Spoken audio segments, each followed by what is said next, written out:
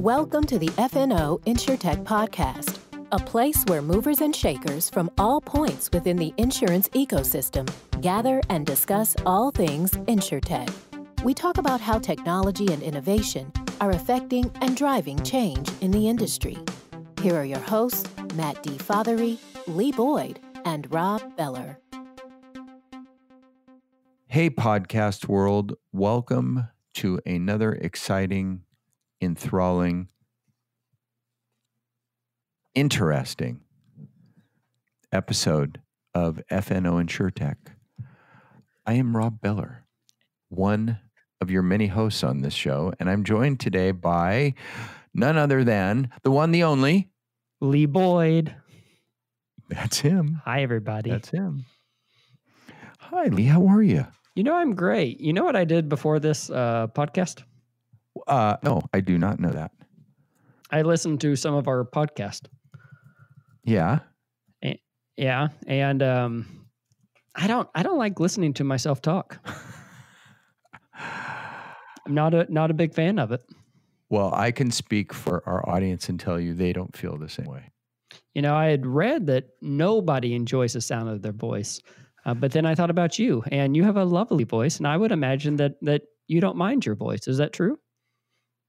Well, that's a funny thing. I've grown to be comfortable with it only because I hear it so much from listening to our podcast before they go out. Yeah. I listen to every podcast to make sure that everything's kosher. Right. And so I've gotten used to it. But no, at first, it's like, that's not what I sound like. That's what you want to say. Is that really what I sound like? Yeah. No.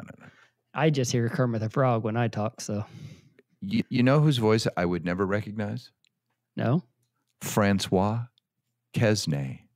No, I would imagine it would have a French accent.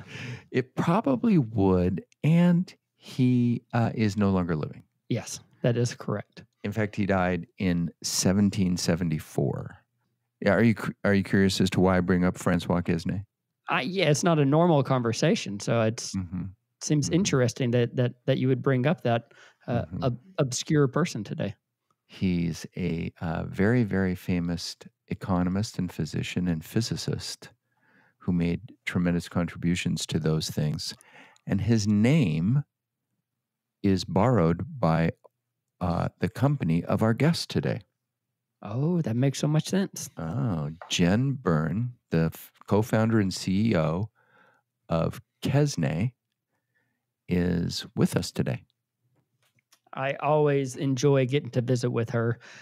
We've actually been able to speak with her before this on a pre-call, and she is a delight. We will hopefully today get to learn all about the company and what she does, but I'm very interested in hearing about what she's doing in the world of female founders. Yeah, she's a bigwig there, and she's really making a change and pushing for female founders in our industry. She is not only running a company that's very helpful to many other companies who are in the process of implementing innovation, doing innovation, creating innovation, and implementing new technologies to support that in their companies. She's also a doer in the world of helping female founders to find their place and support in the InsureTech, FinTech, and mobility world, and which is quite an accomplishment. Right. And we'll hear all about that today. Yeah, I'm a big fan of hers. I'm excited to hop into this one and visit with her. Okay, so then without further ado, let's go right into our interview with Jennifer Byrne, Jen Byrne from Quesnay. Hey, everybody. We're here with our guest today, a very special guest coming to us from New York City, New York.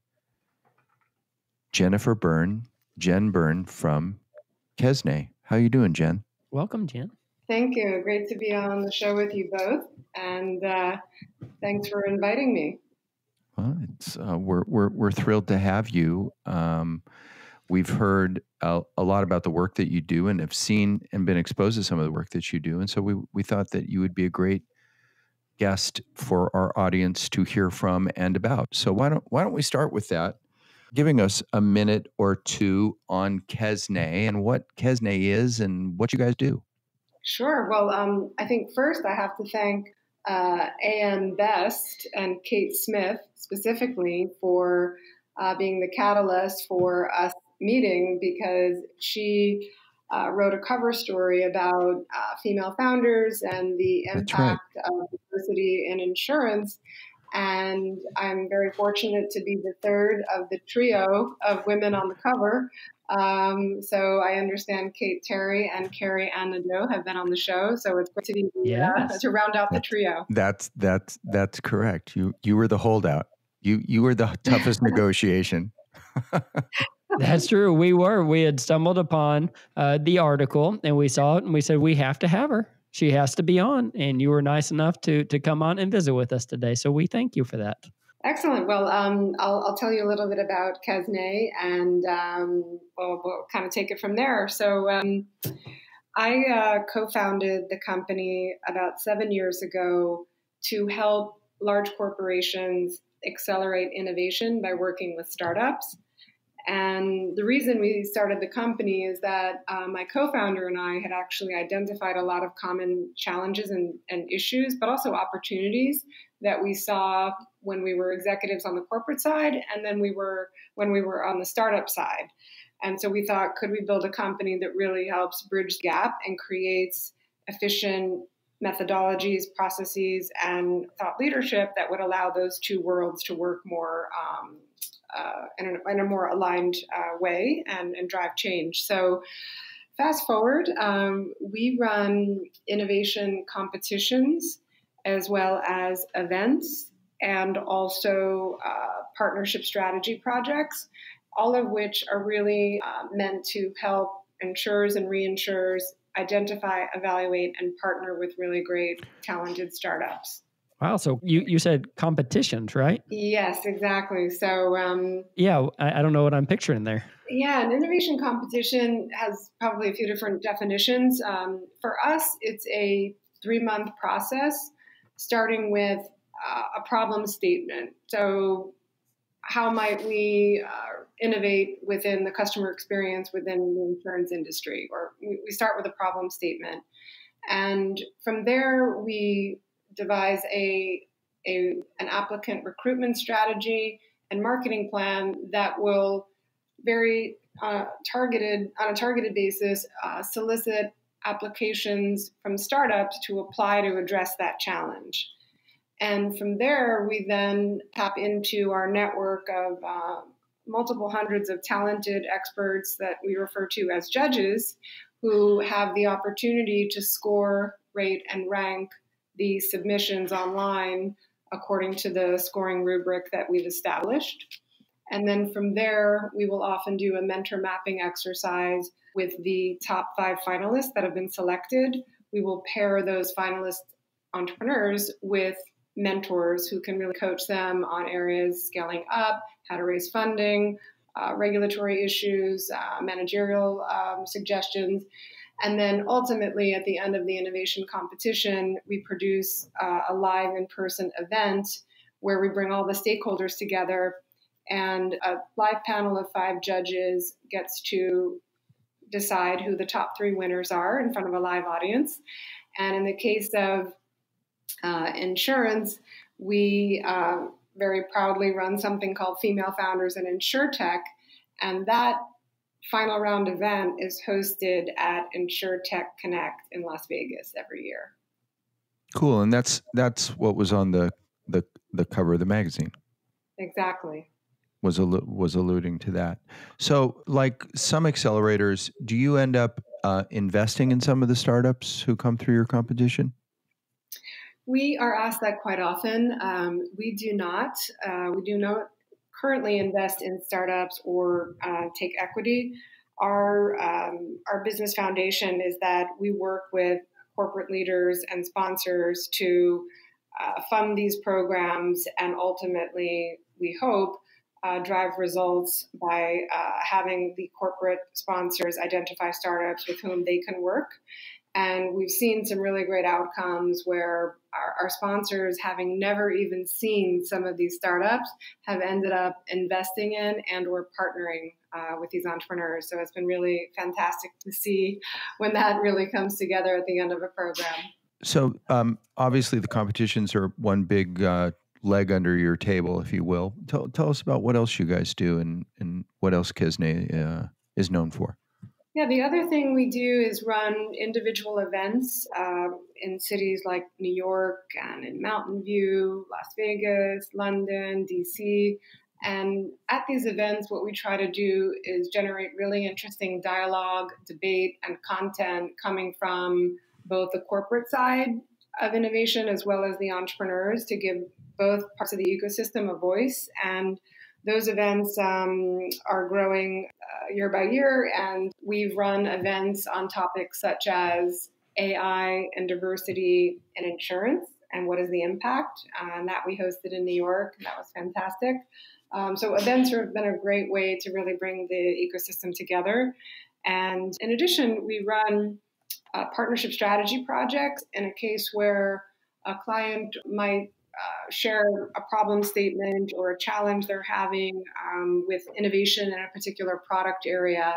And we will create a partner sourcing playbook and strategy that helps them identify the right set of partners with whom they can experiment and pilot potential new products and services. So cool. That's a more sort of internal, not internal, but more, I would say, confidential in nature versus these public-facing innovation competitions. So that's a big distinction between the two. So can you give us an example or a real-life example? You don't have to use anyone's name of how you might function in that digital partnership strategy space, like a case study. A little case study. Yeah, absolutely. One example is that a financial institution was describing the fact that they wanted to innovate, but were really focused on investing on the core, and were looking for partners to help really develop new customer experiences and identify new tools and methodologies to help their team understand how to partner with whom and what are the desired outcomes. And so in that instance, we understood the business objectives and wrote what we call a partner playbook that would allow them to not only identify partners, but then to be able to run that process on their own after we sort of teach them how to fish and provide the playbook. We go fishing together once, and then we turn it over to the client so that they can really run with it from there. So in some cases, it's really writing the process. In other cases, it's actually doing the fishing and finding the right partners based on their problem statement.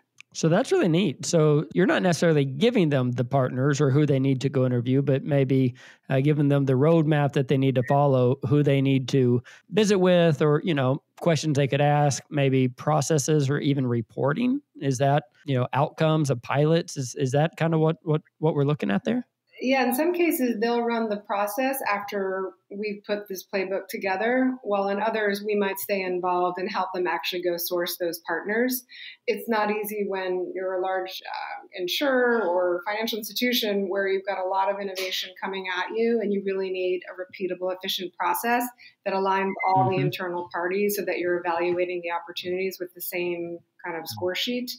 And I think what's happened with so much buzz in Silicon Valley and certain hubs, there's a tendency for large corporations to just run to the West Coast, take a look at a handful of cool startups, and then come back super excited. But that's not really a strategy for longer term. So we try to be a little bit more proactive and say, well, what are the top 5 problems that we really want to solve? Let's go source partners in those areas with the right stage of maturity.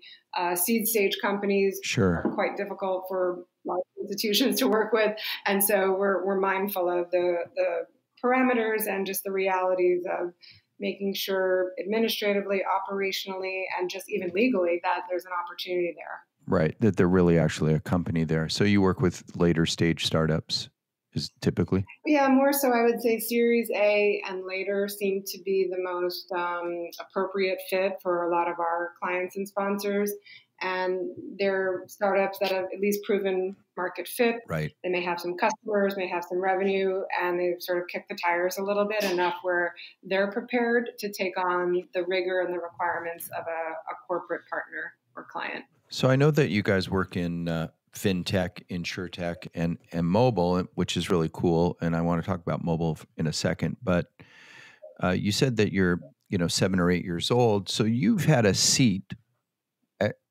And being involved in this world, in the startup world, you've kind of had a seat at watching the whole insuretech phenomena develop.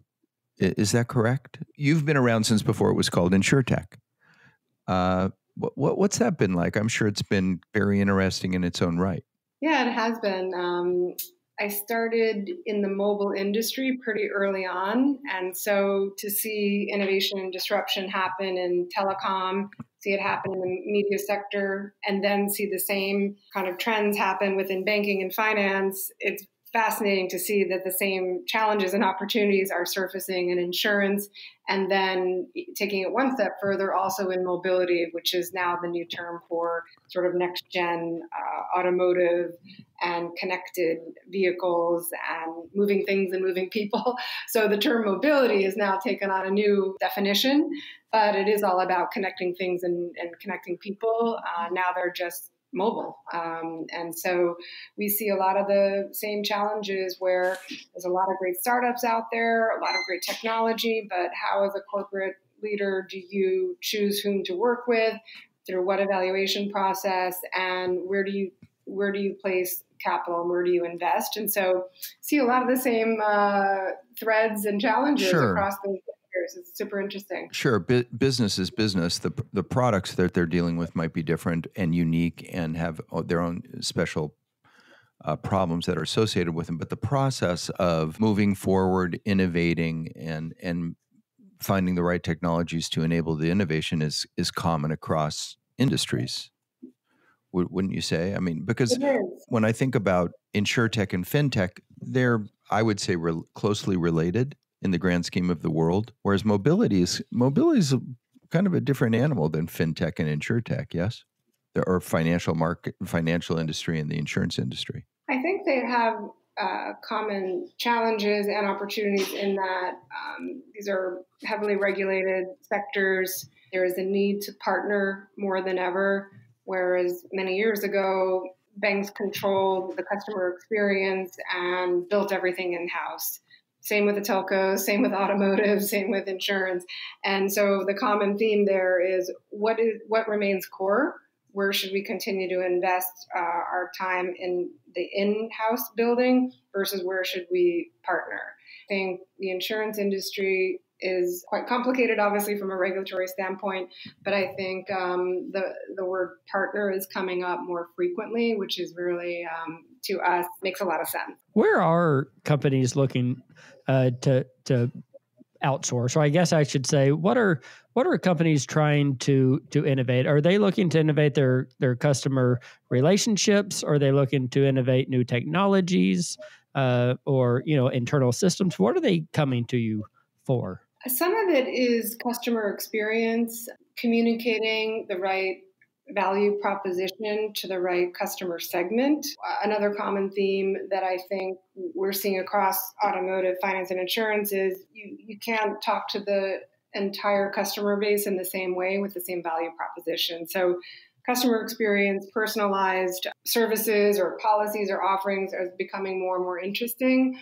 There's also, we're seeing a lot of interesting startups, for example, that are appearing in categories like cyber and SMB and even pet insurance, not just, P&C and auto per se, but we're starting to see more and more interesting solutions in those other areas within insurance. Yeah, I'm hearing a lot about pet insurance. I mean, maybe I read coverage or too much. What's with pet insurance? It's like blowing up. I saw that Nationwide is all over pet insurance. Can you explain that? I mean, I guess it's obviously underserved, but I mean, I have a dog, but yeah, think it's a multi-billion-dollar market, and it's a new generation of individuals that are interested in insuring and taking care of their pets in the same way they might almost a family member. So definitely interesting. Yeah.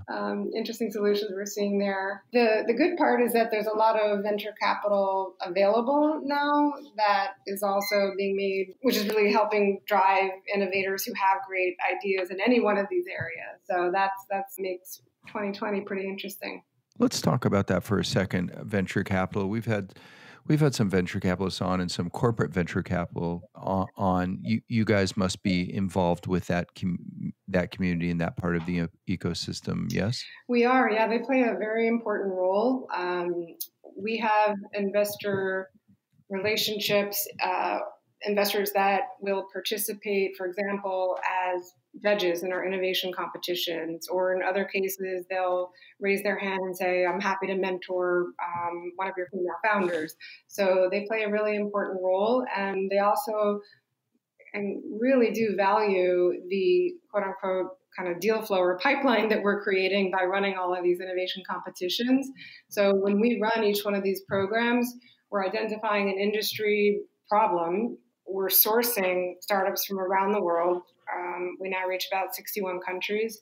And because we have a crowdsourced judging model, the outcome of that process is very interesting. So we have a lens that through which we're evaluating startups that is quite different from a traditional investor. And so I think they find that the results of our programs are quite interesting. For us, from the outside looking in, I mean, we're involved in the ecosystem as users of products, either because our customers, who are typically insurance carriers, are using them and want us to use them, or we're using them to help enable our own processes internally at our company.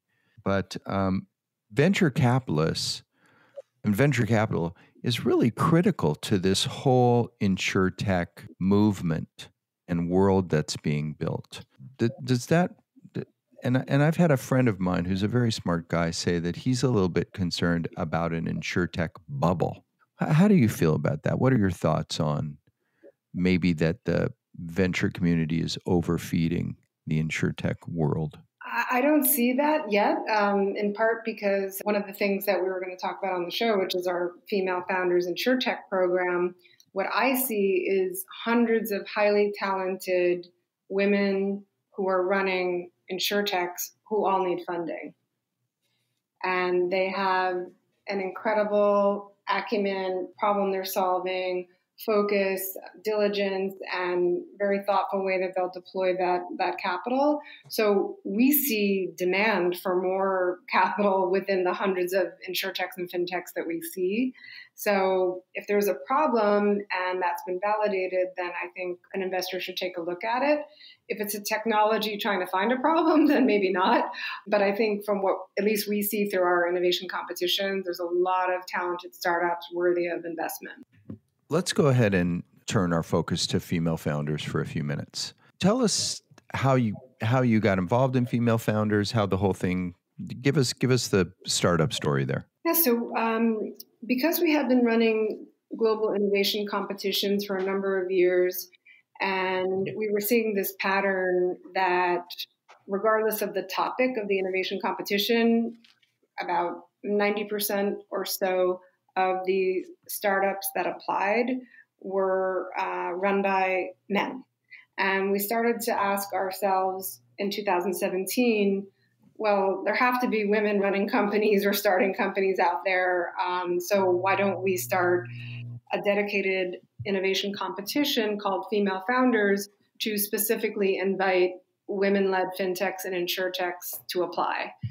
And sure enough, it worked very well. We specifically chose finance and insurance because of the lack of diversity, but at the same time, we were seeing the disruption and innovation happening and looking at the fact that in insurance in particular, 60% of the general workforce is female. Mm-hmm. And yet at the corporate level, only 12% get to that sort of C-level or or even fewer. And then at the board level, it's even lower. So we were looking at a sector where there's opportunity, there's innovation, there's a lack of diversity, and yet there's a whole entrepreneurial ecosystem out there that happens to also include women. And so from 2017, and now we're entering year 4, we have been running female founders and InsureTech separate from female founders in fintech because we saw such demand to see more diverse startups that bring diverse problem solving, diverse ideas. And so we're very grateful to have had an incredible number of sponsors and partners that have been backing these 2 programs since 2017. You know, before this podcast, we were talking about this, and you had given me a figure about how much was actually being invested in companies run by female founders. Is that something you actually happen to remember? Yeah, it was 2.2% of venture capital money is currently allocated to women-led startups. And just yesterday, Crunchbase delivered a report stating that in 2019, the number is at 3%. Why is it so low? Is it, I guess I'm just thinking here, are there not as many, or is there actual bias? What do you think here? Based on what we hear from the community and see, it's a couple of things. One is that investors tend to invest in ideas and things and people that they can relate to. And so a lot of the female founders have communicated that to us, that they just haven't had that relationship or that comfort level or the network to get access to those investors. And part of what we try to do with our program is to invite investors to participate in these programs and events. And the other piece is that without an advisory board and a set of mentors, it's also difficult to raise money and to really scale. And so another impeding factor that we hear about and read about is that 48% of women entrepreneurs cite the lack of mentorship as one of the reasons why they don't move to the next level. And so a big part of what we do with our innovation programs and what our corporate sponsors really do get involved in are being mentors. And it's been fantastic to see that.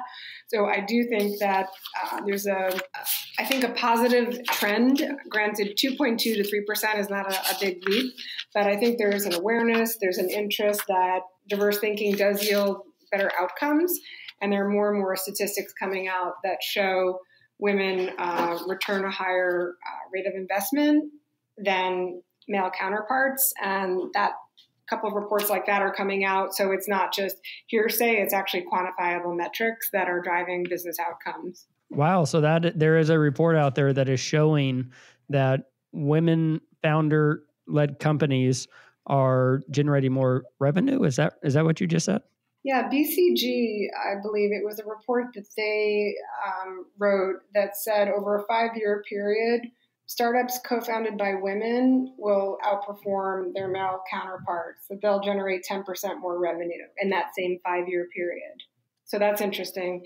And then I believe that there was also a McKinsey report as well, citing the fact that the more diverse executive teams will outperform non-diverse teams. So when you start to see some of these metrics, it's really not about just doing good, but it's actually by also driving financial performance. It makes sense to invite diverse founders and thinking to any institution and to ideally accelerate innovation. So is it just a little harder for a female entrepreneur to get started because that there kind of isn't this pre-built mechanism of support and mentorship there for them to just naturally tap into? It's something, they don't have that advantage. Yeah, I think the network isn't there out of the gate. And so what women founders have ended up doing is saying, well, if there's only 2.2% chance of me raising venture capital, I'm going to go finance my company through friends and family, crowdfunding platforms, angels.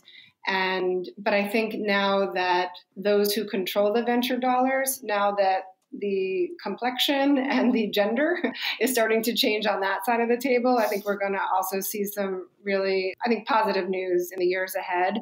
So in the last year, I believe there have been about 5 to 10 funds that are backed by women that are investing in women or diverse founders. So there are great VC firms like Backstage Capital and Female Founders Fund, Cowboy Ventures. There's BBG Ventures, Canvas Ventures. So I think also those who control the venture dollars is shifting. And so hopefully that'll become more available to more diverse founders. I also think that awareness is so important. Continually talking about the issues that are out there. And it sounds like that's what you're doing in a way with this competition. You're letting it be known that this is happening and having this whole competition where you invite everybody to be a part. Awareness is so important in this day and age, I think. I think it's actually a really great point. And it may seem like we're stating the obvious, but it's very true. So when we first started Female Founders in FinTech and InsureTech, the question I was asked by a lot of male investors and potential sponsors was, can I be involved? Am I allowed to be involved? And I said, absolutely, because that's part of what we want to change here. So it's about inclusion, not creating another siloed women-led program. That really is not going to, I think, really change the landscape. And so we're delighted that we have over 50% of our programs have judges and mentors, 50-50 male, female. You'll see that on our judging panel at ITC, at our events. We really think that there are a lot of individuals, men raising their hand and saying, how can I be involved? How can I better understand the challenges? So it's really been nice to see over the last couple of years. Yeah, I can see how it's a little bit of an infrastructure problem. That infrastructure just hasn't been there. Mm-hmm. Do you know Ted Stuckey from QBE Ventures?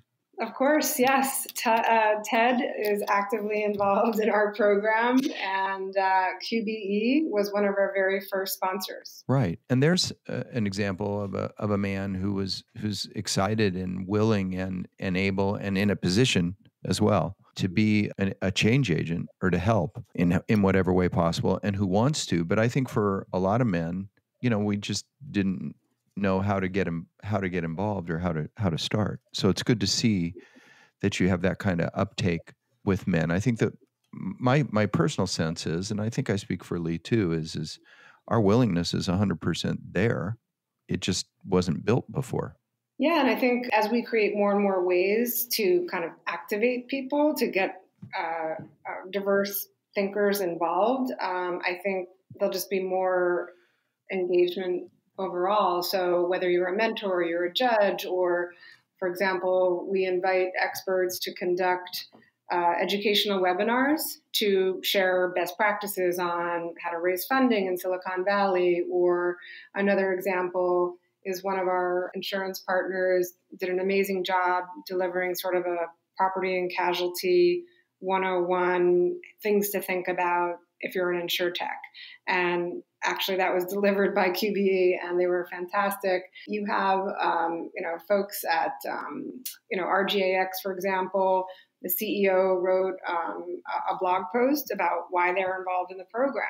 So that's really communicating involvement and hopefully setting a standard for even the rest of the employees to say, we're taking action, we're getting involved, we're writing about it, we're supporting entrepreneurs that come from diverse backgrounds. So I think it's a range of probably activities, events, innovation competitions like what we do, maybe showing thought leadership right. For your employees as well as externally. I think that's it can set the right tone as well. I'm sitting here and I'm thinking, what can we do to make the change? What can we do to make sure that we're being fair to all? And I'm sitting here thinking, what can I do personally? Is it always have the open mind? Is it to make people aware of situations? Do you have anything that you think that we could actually do today in our lives? I'm speaking to everybody as our audience. What can we do to really make this a fair world for all? I think it is getting involved in not only our programs, but local events, leadership groups, starting from within. It's being a mentor. It's also advocating for programs. So using your network and your voice and your audience to talk about, female founders in InsureTech, for example, because media and communications and press can really also make a big difference for women founders. Just from the AM Best cover story, the founders obtained some very interesting inbound interest from investors and other folks that now know about them. So I think visibility, just even that alone, I think is very, very helpful to not only our top 5 finalists or our winners, but really keeping an eye on who's out raising money and how can we introduce them to those with venture capital dollars and can support them. So it's network, it's introductions, it's media exposure, all of the above. Well, I appreciate you doing that, and I appreciate you having this competition and everything, because I have a daughter and she's 7, and I often think about what the world is going to be like when it's time for her. In fact, I was talking to her last night, and I said, "What do you want to do whenever you grow up?" And she goes, "Well, I want to be a soccer player." I said, "Great." She goes, "Or a veterinarian, or whatever you do, Dad. I don't know what that is." And I'm sitting here thinking, like, how do we make the world great? So when my daughter is ready to go, she has fairness in the world. She has the opportunities that she deserves. And I'm going to do it. We're going to keep talking about it. We're going to keep making it aware, and we're going to try to put some action into it. So yeah, I appreciate you having the competition and making it aware to everybody. No, it's definitely rewarding to see progress and see our applicants, our entrepreneurs in 2017 move on to receive additional awards, obtain funding, get accepted into multiple accelerators. So we continue to track and support all of our entrepreneurs, whether they're finalists, winner, or just, didn't make it to the top 10. It's okay. They're all rock stars. And so we continue to connect them to investors, mentors. Would be happy to, send some additional amazing entrepreneurs your way. Maybe they could also join the show at some point. Would really love that. Thank you. Talk about that. And I think it's just elevating visibility for those that have succeeded as well, to show younger women, perhaps like your daughter, that yes, you can be a veterinarian. You can also be a CEO of an insurance company. You can also run a country. You can do whatever you want. And I have to share one interesting note, and it's a little bit of a television show spoiler, so I have to say, like, spoiler alert. But when I was watching The Crown recently, I was watching on Netflix The Crown episode 5 of the current season, and it was remarkable because the dialogue that Queen Elizabeth was communicating was that to be innovative, we really need to look outside of our borders. We've got to go look at the U.S. We have to go look at France and see how they are looking at breeding horses. They're way ahead of us. So we really got to think differently. Right. And it's just so interesting because, here she was thinking, how do I innovate? And she's running a country. Right. And the funny part of that whole combination of sequences in that episode is that the place that she went to in France is called Quesnay. A shout out on The Crown. Oh, wow. Not bad. So it was really fun to see that it was, woman leader, innovating, thinking differently, going outside the borders of her country and going to a place in France called Quesnay. So it was a really interesting, parallel to what we're doing. It's funny watching that, and I'm a big fan of that show myself. My wife and I watch it, and one of the things that comes out from that is, she's a remarkable, amazing woman. Like her or not, respect her or not, you can't help but have admiration for what she's accomplished as a woman at the top of her kingdom for decades and decades and decades in a world that, wasn't necessarily comfortable with that for a really long time. And Uh, I know that these are some of the same challenges that female founders face, in their own time. But I think that we can all agree at least that there's some steps forward in breaking down the boundaries and the borders that artificially existed in the past. With that in mind, I want to ask you a question about the future. So you've seen, obviously you've not only seen things change, you're a part of actively trying to change things. If you look out a few years into the future in the world that you work in, the accelerator world, the startup world, the female founder world, what do you see out there? Where do you think this is all going and heading? Are you feeling good about the future? How do you see it? Yeah, I think we're finally starting to see change in the way that now funding is more available. It's led by diverse thought leaders. There's an incredible amount of support in our program from corporate leaders, and so I'm very positive about the future. I do think it's taking longer than we thought, and it's a slower process. But my hope and expectation is that within maybe 5 years, we no longer have to run a program called Female Founders. That is just wow. There you go. We're just running a program to solve really interesting challenges in the insurance industry. There you go. That is just founders. Yeah. Exactly. One of the people that got all this triangle going with you and Kate Terry was Carrie Ann Nadeau, and she's involved in your program, isn't she? She is, yeah. She's been a wonderful advocate and has been involved early on, and not only insurance, but also mobility. Yeah, and we like to always say about Carrie Ann Nadeau that we have one episode that has an explicit tag on it, and that's Carrie Ann Nadeau's. That's for you, Carrie. That's for you. Thanks, Carrie. We love that. Yep. We could have taken it out, but we left it in because we'll always remember that. So, anyways, listen, we thank you so much, and for the audience at home, you don't know the kind of technical problems we had getting this episode to work, but apparently we finally bridged it, and we thank you so much, Jen, for your patience and professionalism as we worked through those problems. And it was terrific to learn about your company and what you're up to. And I'll speak on behalf of Lee and myself that we'd love to be involved in your one of your competitions. Will be at InsureTech next year. Yeah. So keep that in mind. If we can be of any help or assistance, we'd love to be part of your program. Excellent. Yeah, maybe we can even put together a segment at ITC in September. That'd be beautiful. So we'll have to talk about that. So I appreciate that very much. And thank you again for allowing me to be on the show and talk about what we're doing at Quesnay, and then more specifically about helping female founders. So really appreciate it.